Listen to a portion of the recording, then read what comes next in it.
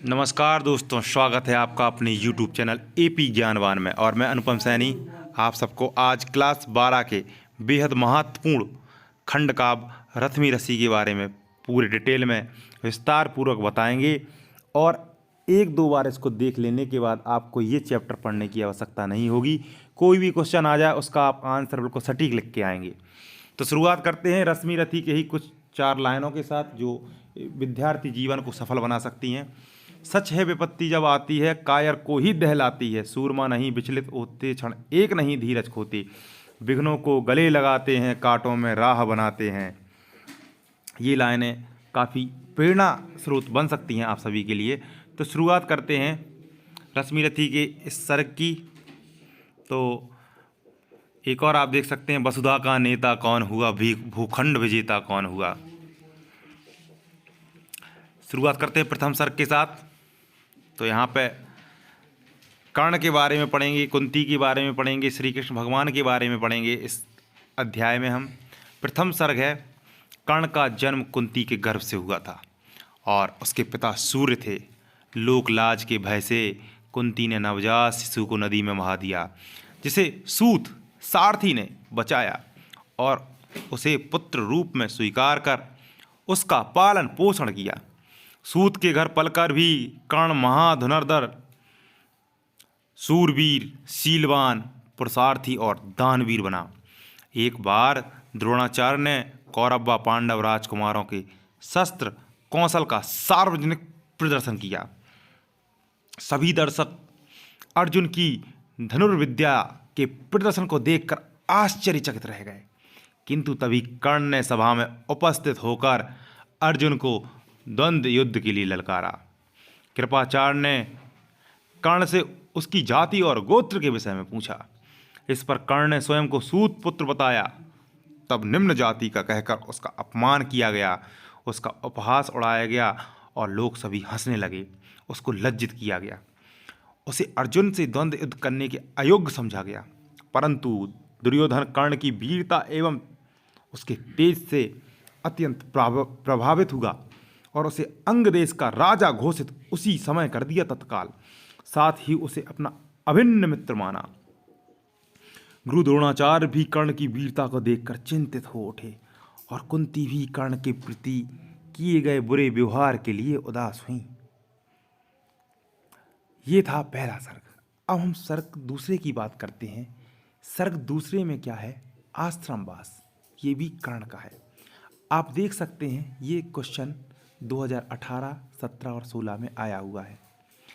तो रश्मि रथी खंड काव्य के द्वितीय सर्ग का कथानक अपने शब्दों में लिखिए। द्वितीय सर्ग में लिखा है, राजपुत्रों के विरोध से दुखी होकर कर्ण ब्राह्मण रूप में परशुराम जी के पास धनुर्विद्या सीखने के लिए गया। परशुराम जी ने बड़े प्रेम के साथ कर्ण को धनुर्विद्या सिखाई। एक दिन की बात है, परशुराम जी कर्ण की जंघा पर सिर रख के सो रहे थे। तभी एक कीड़ा कर्ण की जंघा पर चढ़कर खून चूसता चूसता जंघा में प्रविष्ट हो गया। कभी कभी किसी किसी कहानियों को बिच्छू भी कहा जाता है कीड़े की जगह, तो इसका आप ध्यान रखेंगे। तो रक्त बहने लगा, पर कर्ण इस असहनीय पीड़ा को चुपचाप सहन करता रहा और शांत रहा, क्योंकि कहीं गुरुदेव की निद्रा में विघ्न ना पड़ जाए। जंघा से निकले रक्त के स्पर्श से गुरुदेव को निद्रा भंग हो गई। अब परशुराम को कर्ण के ब्राह्मण होने पर संदेह हुआ। क्यों संदेह हुआ? क्योंकि गुरु परशुराम ने सोचा कि इतना सहन कौन कर सकता है, ब्राह्मण तो इतना सहन नहीं कर सकता है। तो उन्हें आशंका हुई, क्या ये कोई क्षत्रिय है जो झूठ बोलकर हमसे ब्राह्मण बनकर विद्या प्राप्त कर रहा है। अंत में कर्ण ने अपनी वास्तविकता बताई। इस पर परशुराम ने कर्ण से ब्रह्मास्त्र के प्रयोग का अधिकार छीन लिया और उसे श्राप दे दिया। कर्ण गुरु के चरणों को स्पर्श कर वहां से चला आया और इस श्राप के साथ। ये था दूसरा सर्ग, जिसमें हमने देखा कि कर्ण ने परशुराम से अपनी पूरी शिक्षा प्राप्त की और अंत में गुरु भक्ति में उस कीड़े की वजह से गुरु की नींद में विघ्न ना पड़ जाए, इसलिए इतनी असहाय पीड़ा को सहन करते रहे कर्ण। और अंत में सच का पता चल जाने पर एक गुरु के बहुत बड़े क्रोध का प्रकोप का सामना भी कर्ण ने किया और अपने ब्रह्मास्त्र को खो दिया। तृतीय सर्ग 2017 और 15 में आ चुका है। पढ़ते हैं। 12 वर्ष का वनवास और अज्ञातवास की 1 वर्ष की अवधि समाप्त हो जाने पर पांडव अपने नगर इंद्रप्रस्थ लौट आते हैं और दुर्योधन से अपना राज्य वापस मांगते हैं। लेकिन दुर्योधन पांडवों की एक सुई की नोक के बराबर भूमि देने से मना कर देता है। श्री कृष्ण संधि प्रस्ताव लेकर कौरव के पास जाते हैं। दुर्योधन इस संधि प्रस्ताव को स्वीकार नहीं करता और श्री कृष्ण को ही बंदी बनाने का प्रयास करता है।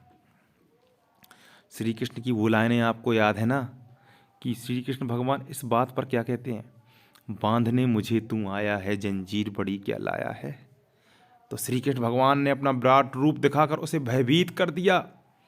दुर्योधन को के ना मानने पर श्री कृष्ण ने कर्ण को समझाया। जब दुर्योधन नहीं माना तो बाहर जाके श्री कृष्ण कर्ण से मिलते हैं और कर्ण को समझाने का प्रयास करते हैं कि देखो भाई, ये जो दुर्योधन है ना, ये तुम्हारी शक्ति के दम पे, तुम्हारी मित्रता की दम पे इतना बड़ा युद्ध करना चाहता है। अगर तुम इसका साथ ना दो और तुम सत्य की तरफ हो जाओ तो युद्ध रुक जाए और इतना भीषण नरसंहार, जन धन की हानि होने से बच जाए। श्री कृष्ण ने बताया, इतिहास बताया पूरा कर्ण का कि भैया कर्ण, आप पांडवों के सबसे श्रेष्ठ और ज्येष्ठ भ्राता हैं, आप सबसे बड़े भाई हैं और युद्ध के परिणाम तो दुष्कर होंगे, भयंकर होंगे। लेकिन कर्ण ने कृष्ण की बातों को नहीं माना, क्योंकि कर्ण भी तो कहीं ना कहीं प्रतिशोध की ज्वाला में जल रहा था। और जो सभा में उसको दुर्योधन से सम्मान मिला, उस सम्मान की खातिर उसने पूरा अपना जीवन कर्ण के लिए दान दे दिया था। क्योंकि आपको तो पता है, नहीं पता है तो हम बताते हैं कि कर्ण जैसा महान दानी इस पृथ्वी पर फिर कभी नहीं हुआ। कर्ण ने श्री कृष्ण की बातों को नहीं माना और कहा कि वह युद्ध में पांडवों की ओर से सम्मिलित नहीं होगा। दुर्योधन ने उसे जो सम्मान और स्नेह दिया, वह उसका आभारी है। तो इस प्रकार हमारा तृतीय सर्ग समाप्त होता है। अब चतुर्थ सर्ग की हम बात करते हैं। कर्ण के महादान की कथा जो हमने अभी आपको बता भी चुके हैं, ये तुम्हारा 2008 और 12 में आया है। अब चतुर्थ सर्ग की बात करते हैं। जब कर्ण ने पांडवों के पक्ष में जाने से मना कर दिया तो इंद्र ब्राह्मण का वेश धारण कर कर्ण के पास आए। वह कर्ण को कर्ण की दान वीरता की परीक्षा लेना चाहते थे। कर्ण इंद्र के इस छल प्रपंच को पहचान गया, परंतु फिर भी उसने इंद्र को सूर्य के द्वारा दिए गए कवच कुंडल दान में दे दिए। इंद्र कर्ण की इस दान वीरता को देखकर अत्यंत लज्जित हुए। उन्होंने स्वयं को प्रपंचक, कुटिल और पापी कहा तथा प्रसन्न होकर कर्ण को एकनी नामक अमोघ शक्ति प्रदान कर दी। अमोघ शक्ति एक ऐसी शक्ति थी कि जिसका नाम लेकर इसको चला दिया जाए तो ये शक्ति उसके प्राण लेने के बाद ही शांत होती थी। अब बात करते हैं पंचम सर्ग की। माता की विनती 2013 और 10 में आ चुका है। रश्मि रति के आधार पर कुंती कर्ण के संवाद की घटना का सारांश लिखिए। ये क्वेश्चन ऐसे भी आ सकता है। रश्मि रति के पंचम सर्ग की कथा वस्तु पर प्रकाश डालिए। तो पंचम सर्ग में क्या होता है, आप ध्यान रखेंगे, कुंती और कर्ण का संवाद होता है।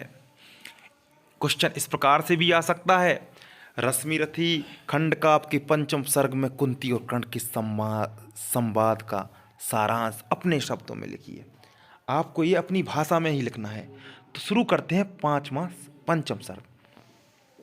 कुंती को चिंता है कि रणभूमि में मेरे ही दोनों पुत्र कर्ण और अर्जुन परस्पर युद्ध करेंगे। अगर आपको नहीं पता हो तो फिर एक बार बताते हैं कि कर्ण और अर्जुन भाई थे, जिसमें कर्ण बड़े भाई थे।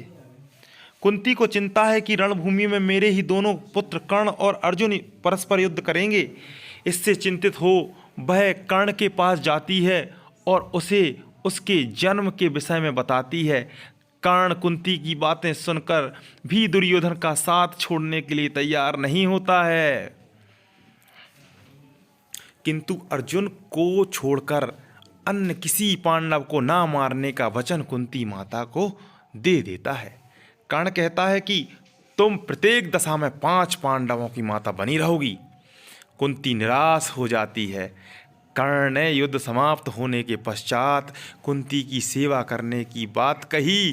कुंती निराश मन से लौट आती है।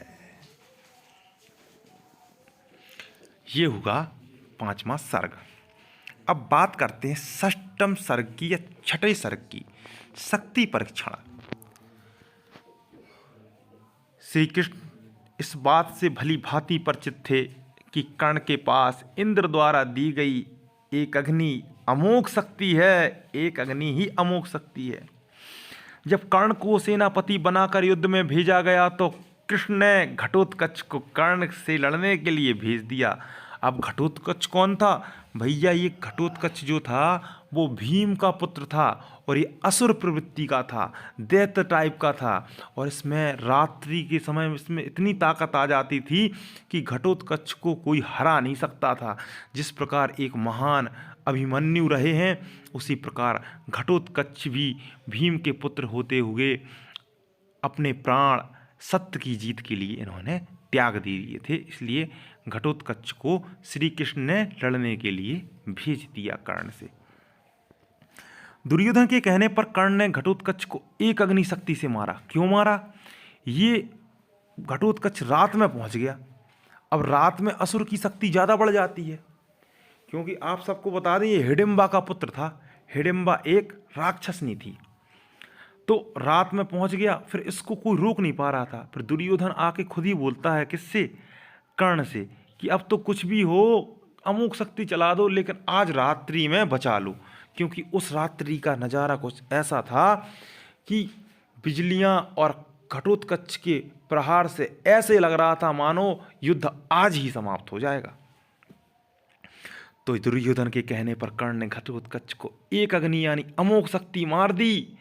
इस विजय से कर्ण अत्यंत दुखी हुए, क्योंकि उन्हें तो पता था कि अब ये अमोघ शक्ति चली गई तो अर्जुन को मारना और भी कठिन और दुर्लभ हो गया। अब पांडव अत्यंत प्रसन्न हुए, परंतु घटोत्कच की मृत्यु का उन्हें उतना ही दुख भी था। लेकिन घटोत्कच वीरगति को प्राप्त हुआ। श्री कृष्ण ने अपनी नीति से अर्जुन को अमोघ शक्ति से तो बचा लिया था, परंतु कर्ण ने फिर भी छल से दूर रहकर अपने व्रत का पालन किया। तो ये शक्ति परीक्षण था 6ठा। अब हम बात करते हैं 7म सर्ग की, कर्ण के बलिदान की कथा। अगर कर्ण के बलिदान की कथा आ जाए तो हम उसमें क्या लिखेंगे? कई बार रिपीट किया गया है बोर्ड परीक्षा में, क्वेश्चन इंपोर्टेंट है। ऐसे भी आ सकता है 7म सर्ग कि रश्मि रथी के अंतिम सर्ग की विवेचना कीजिए, तो 7म सर्ग ही अंतिम सर्ग है। कर्ण का पांडवों से भयंकर युद्ध होता है। वह युद्ध में अन्य सभी पांडवों को पराजित कर देता है, पर माता कुंती को दिए गए वचन का स्मरण कर सबको छोड़ता जाता है। कर्ण और अर्जुन आमने सामने हैं। दोनों ओर से घमासान युद्ध होता है। अर्जुन कर्ण के बाणों से विचलित हो उठते हैं। एक बार तो वह मूर्छित भी हो जाते हैं। तभी कर्ण के रथ का पहिया कीचड़ में धंस जाता है, फंस जाता है। कर्ण रथ से उतरकर पहिया निकालने लगता है। तभी कृष्ण अर्जुन को कर्ण पर बाण मारने की आज्ञा देते हैं। कहते हैं, देख क्या रहे हो पार्थ, बाण चलाओ। तब भी अर्जुन बाण नहीं चलाते हैं और कहते हैं, फिर याद दिलाते हैं कृष्ण, ये वही कर्ण है जो तुम्हारी पुत्र अभिमन्यु की मृत्यु में शामिल था। तुम्हारे पुत्र को इन सभी योद्धाओं ने मिलकर कैसे मारा था। तब अर्जुन को भयंकर क्रोध आता है और अर्जुन गुस्से में रथ का पहिया निकालते हुए कर्ण पर अपने बाणों से प्रहार शुरू कर देते हैं। श्री कृष्ण के संकेत पर अर्जुन निहत्थे कर्ण पर प्रहार कर देते हैं। कर्ण की मृत्यु हो जाती है, पर वास्तव में नैतिकता की दृष्टि से तो कर्ण ही विजयी रहता है। श्री कृष्ण युधिष्ठिर से कहते हैं कि विजय तो अवश्य मिली, पर मर्यादा खोकर छल कर दिया। कथानक। अब इसका सार क्या है? रश्मिरथी खंडकाव्य का कथानक महाभारत के प्रसिद्ध पात्र कर्ण के जीवन प्रसंग पर आधारित है। इन प्रसंगों ने कर्ण के व्यक्तित्व को एक नई छवि प्रदान की है। कथानक का संगठन सुनियोजित प्रकार से किया गया है। प्रसंगों का समय भिन्न भिन्न है, लेकिन उन्हें इस प्रकार श्रृंखलाबद्ध किया गया है कि कथा के प्रवाह में बाधा नहीं पड़ती और उनका क्रमबद्ध विकास होता है। कथा का अंत इस प्रकार किया गया कि कर्ण की विशेषताओं को विभूषित करते हुए समाप्त हो जाती है कथा।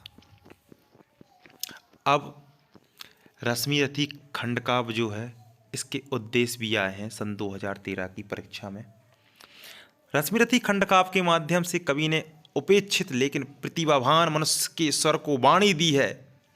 यदि कर्ण को बचपन से समुचित सम्मान प्राप्त होता, जन्म, जाति और कुल आदि के नाम पर उसे अपमानित ना किया गया होता, तो वह कौरवों का साथ कभी नहीं देता। शायद तब महाभारत का युद्ध भी नहीं हुआ होता।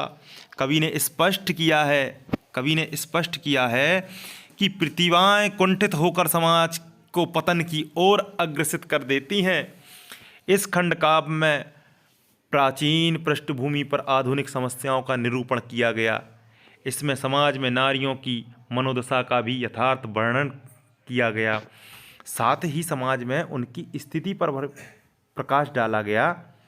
इस प्रकार उद्देश्य की दृष्टि से भी यह एक सफल खंडकाव्य है। इस खंडकाव्य में प्राचीन पृष्ठभूमि पर आधुनिक समस्याओं का निरूपण किया गया। इसमें समाज में नारियों की मनोदशा का भी यथार्थ वर्णन किया गया है। साथ ही समाज में उनकी स्थिति पर प्रकाश डाला गया है। इस प्रकार उद्देश्य की दृष्टि से भी यह एक सफल खंडकाव्य है। प्रस्तुत खंडकाव्य रश्मिरथी के आधार पर कर्ण की चित्रण कीजिए, कर्ण की विशेषताएं बताइए। तो देखते हैं एक एक करके इनकी विशेषताएं। महाधनुर्धर कर्ण की माता कुंती और पिता सूर्य थे। लोकलाज के भय से कुंती अपने पुत्र को नदी में बहा देती है। तब एक सूत उसका पालन करता है। सूत के घर पलकर भी कर्ण महादानी एवं महाधनुर्धर बनता है। एक दिन अर्जुन रंगभूमि में अपनी बाण विद्या का प्रदर्शन करता है। तभी वहां आकर कर्ण भी अपनी धनुर्विद्या का प्रभावपूर्ण प्रदर्शन करता है। कर्ण के इस प्रभावपूर्ण प्रदर्शन को देखकर द्रोणाचार्य एवं पांडव उदास हो जाते हैं। दूसरा, सामाजिक विडंबना। जो कर्ण था वो सामाजिक विडंबना का शिकार कर्ण क्षत्रिय कुल से संबंधित था। लेकिन क्या हुआ, उसका लालन पोषण एक सूत के द्वारा हुआ, जिस कारण वह सूत पुत्र कहलाया और इसी कारण उसे पग पग पर अपमान का बूट यानी घूंट पीना पड़ा। शस्त्र विद्या प्रदर्शन के समय प्रदर्शन स्थल पर उपस्थित होकर वह अर्जुन को ललकारता है तो सब स्तब्ध मतलब चौंक जाते हैं। यहाँ पर कर्ण को कृपाचार्य की कूटनीतियों का शिकार होना पड़ता है। द्रौपदी के स्वयंवर में भी उसे अपमानित होना पड़ा था। बात करते हैं सच्चा मित्र। कर्ण एक सच्चा मित्र था, दुर्योधन का सच्चा मित्र। दुर्योधन कर्ण की वीरता से प्रसन्न होकर उसे अंग देश की राजा बना देते हैं। कर्ण का एक नाम अंगराज भी है, आपको बता दें। इस उपकार के बदले कर्ण सदैव के लिए दुर्योधन का मित्र बन जाता है। वह कृष्ण और कुंती के प्रलोभन यानी प्रस्ताव को ठुकरा देता है। वह श्री कृष्ण से कहता है कि मुझे स्नेह और सम्मान दुर्योधन ने ही दिया है, अतः मेरा तो रोम रोम दुर्योधन का ऋणी है। वह तो सब कुछ दुर्योधन पर न्यौछावर करने को तत्पर है। गुरु भक्त कर्ण। तो कर्ण की एक और विशेषता है कि कर्ण के चरित्र चित्रण में कर्ण एक गुरु भक्त भी थे। जैसा कि आपने सुना कहानी में सर्ग में कि एक कीड़ा काटने लगता है और कीड़ा काटते काटते उनके अंदर तक घुस जाता है, लेकिन एक आवाज़ भी नहीं निकलती है कर्ण की। और फिर अंत में नींद तो खुल जाती है जब वहाँ से रक्त बहने लगता है। तो इससे पता चलता है कि कर्ण कितना बड़ा गुरु भक्त था, लेकिन फिर भी उसको गुरु का क्रोध का सामना करना पड़ा, आश्रम से निकाल दिया गया। लेकिन उसने अपनी विनय नहीं छोड़ी, अपना अनुशासन नहीं छोड़ा और गुरु के चरणों को स्पर्श करते हुए वहाँ से चल दिए। 5 महादानी कर्ण। याद है, प्रतिदिन प्रातःकाल संध्या वंदना करने के पश्चात जो भी कर्ण के पास आता था, रास्ते में जो भी मिल जाए उस समय, और यदि कर्ण से कुछ मांग लिया तो कर्ण ने कभी मना नहीं किया। इसलिए कर्ण को महादानी कर्णवीर कहा जाता है। रवि पूजन के समय सामने जो भी याचक आता था, मुँह मांगा दान कर्ण से अनायास यानी अपने आप ही पाता था। इंद्र ब्राह्मण का वेश धारण कर कर्ण के पास आते हैं। यद्यपि कर्ण इंद्र के छल को पहचान लेता है, लेकिन फिर भी वह इंद्र को सूर्य द्वारा दिए गए कवच कुंडल दान में दे देता है। महान सेनानी कौरवों की ओर से कर्ण सेनापति बनकर युद्ध भूमि में प्रवेश करता है। युद्ध में अपने रण कौशल से वह पांडव की सेना में हाहाकार मचा देता है। अर्जुन भी कर्ण के बाणों से विचलित हो उठते हैं। श्री कृष्ण भी उसकी वीरता की प्रशंसा करते हैं। भीष्म ने क्या कहा है, अर्जुन को मिले कृष्ण जैसे, तुम मिले कौरवों को वैसे। यहाँ तुलना की गई है अर्जुन से कृष्ण से कर्ण की। इस प्रकार कहा जा सकता है कि कर्ण का चरित्र दिव्य एवं उच्च संस्कारों से युक्त है। वह शक्ति का स्रोत है, सच्चा मित्र है, महादानी और त्यागी है। वस्तुतः उसकी यही विशेषता उसे खंडकाव्य का महानायक बना देती है। रश्मिरथी के आधार पर कृष्ण के विराट व्यक्तित्व को समकक्ष में डालिए तो ये तो कोई बताने वाली बात नहीं है। श्री कृष्ण भगवान जाते हैं, एक मानवता का पक्ष लेके दुर्योधन के पास जाते हैं और दुर्योधन को समझाते हैं कि यदि आप राज्य आधा आधा नहीं कर सकते हैं तो मात्र 5 ग्राम दे दो 5 पांडवों को और अपनी पूरी भूमि अपने पास रखो, युद्ध अपने आप रुक जाएगा। ये एक संधि का प्रस्ताव था जो कि कर्ण के द्वारा अमान्य कर दिया गया और युद्ध नहीं टल सका और भगवान श्री कृष्ण चाह कर भी युद्ध को नहीं रोक सके। तो बाद में जब युद्ध के लिए दुर्योधन को नहीं समझा पाए कृष्ण भगवान, तो अंत में कर्ण को समझाने निकलते हैं और कुछ लाइन जो पंक्तियां कहते हैं, यह मुकुटमान सिंहासन ले, बस एक भीख मुझको दे दे, कौरव को तेज रण रोक सके, भूखा हर भाभी सोख सके। यानी कि उन्होंने क्या मांगा कि जो कुछ चाहिए सब ले लो, तुम राजा बन जाओ, लेकिन ये युद्ध नहीं होना चाहिए। श्री कृष्ण का एक और यहाँ पर व्यक्तित्व नजर आ रहा है, निडर एवं स्फुट वक्ता। श्री कृष्ण निडर एवं स्फुट मतलब स्पष्टवादी कहने वाले थे, अर्थात बात को स्पष्ट कहने वाले। वे युद्ध नहीं चाहते थे, वे चाहते हैं कि कौरव और पांडव के मध्य सुलह हो जाए। इसके आधार पर उन्हें कायर नहीं कहा जा सकता। वे दुर्योधन को अनेक प्रकार से समझाने का प्रयास करते हैं, लेकिन वह मानने के लिए तैयार नहीं है, अपनी जिद पर अड़ा है। लेकिन जब वह उनके हित की दृष्टि से दी गई सलाह को नहीं मानती हैं तो वे कहते हैं, तो ले अब मैं भी जाता हूँ, अंतिम संकल्प सुनाता हूँ। याचना नहीं, अब रण होगा, जीवन जय मरण होगा।